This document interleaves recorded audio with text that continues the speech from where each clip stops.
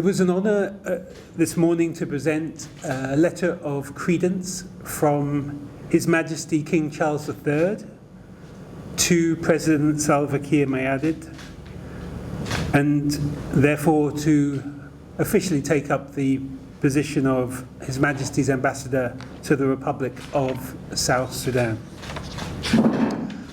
The United Kingdom and South Sudan enjoy historic ties, and the UK has been a steadfast champion of the people of South Sudan for many years.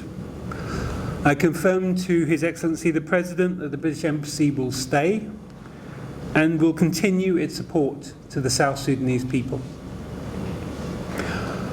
Our mission here is simple: to support peace and development so that the people of South Sudan can enjoy the fruits of their very hard-won independence.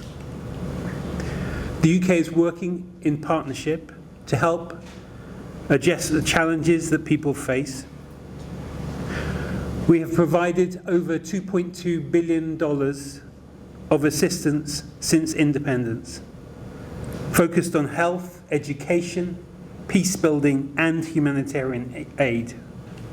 We are, for example, proud to have supported 400,000 individuals each year with food and cash assistance, to have facilitated over 1 million students to attend school, and to have vaccinated over 1.5 million children against deadly diseases.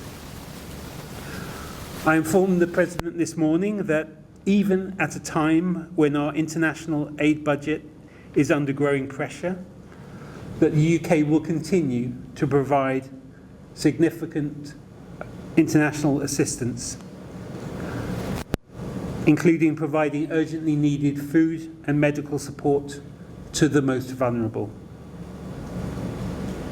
I also made it clear that in the current context, it is more important than ever that the government of South Sudan also devotes more of its own resources to those same needs, including in terms of health, education, and humanitarian aid.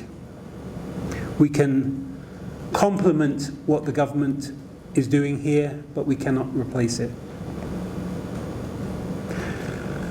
I know that despite the help provided by many partners, including the UK, that the everyday challenges facing people across this country are significant, and that the war in Sudan, climate change, and sadly the ongoing violence is only adding to them. So peace must be the basis for development. Neither South Sudan, nor the region, nor the world can afford another conflict here. We regret the serious and repeated violations of the ceasefire we have seen since February, including recently the bombing of the MSF hospital in Old Fangak on the 3rd of May. The UK strongly supports the combined efforts being made by the international community, led by IGAD, the African Union, and the United Nations. We urge a return to dialogue and de-escalation, and that includes an immediate ceasefire and the release of political detainees detained by the National Security Service, NSS, and that includes the First Vice President. So in conclusion, the UK remains committed to supporting South Sudan. And personally, I look forward to learning much more, and I hope seeing much more of this beautiful country. I think it would be wrong for me to disclose the details of the conversation. That would be a matter for the presidency. We had a short but useful discussion this morning, and I hope we will have further opportunities, both with the President himself as well with other members of the government, to raise and discuss these issues. I think the transition has already gone on far longer than anyone would have wanted, notably the people of South Sudan. And simply extending again, as we say in English, kicking the can down the road another time, I don't think would serve the interests of South Sudan. So we sincerely hope and believe that with goodwill, it would be possible to do the necessary to enable a free and fair election to happen by the end of next year.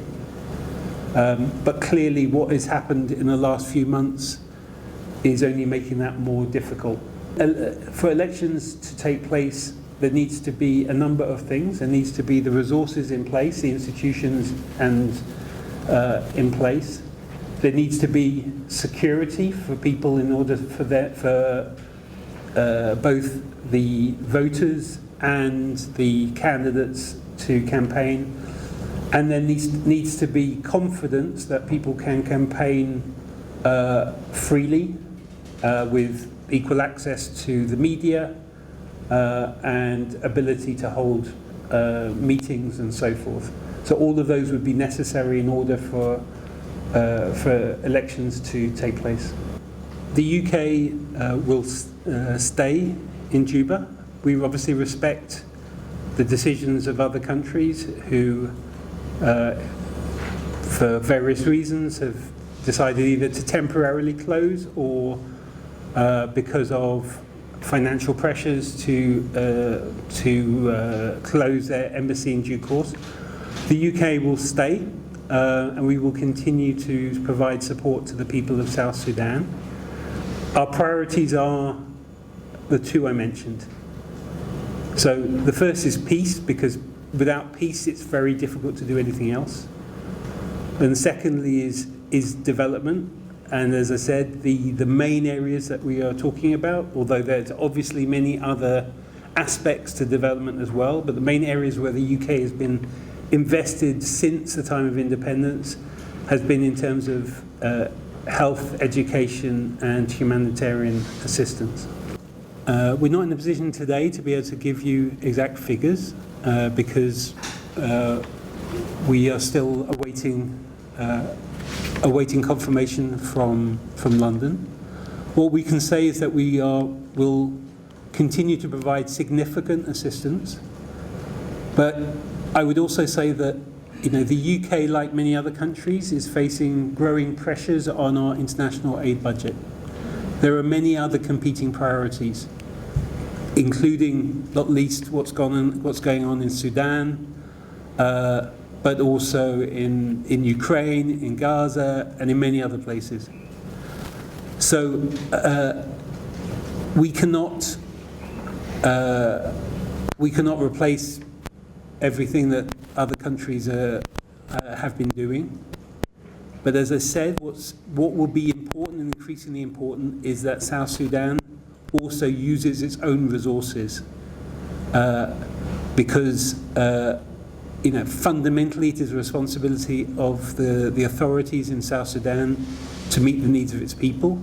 And as I said, we can help, we can complement, but we cannot replace the role of the government of South Sudan. Thank you very much indeed, and I look forward to continuing to engage with you during my time in Juba. Thank you for your work.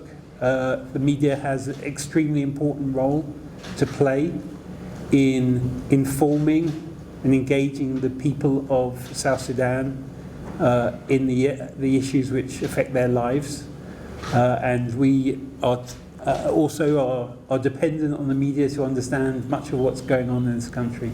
So thank you for your work, and thank you for your continued cooperation and engagement with the British Embassy. Thank you very much indeed.